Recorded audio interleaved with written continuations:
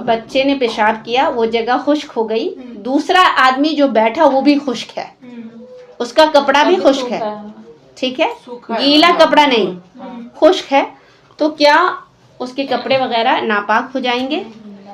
निजासत अगर खुश्क हो और खुश्क बदन या खुश्क कपड़े को छू जाए तो इसमें कोई हरज नहीं है।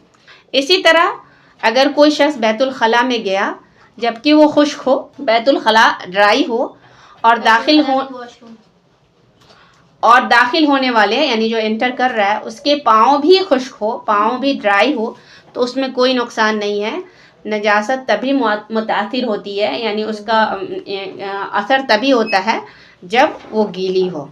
तो इस क्वेश्चन का आंसर समझ में आ गया कि अगर बच्चे ने कभी पेशाब कर लिया हो और वो जगह खुश्क हो गई, किसी वजह से धुल नहीं पाई, तो वहाँ पर अगर कोई खुश्क इंसान अगर बैठा है तो वो नापाक नहीं हो।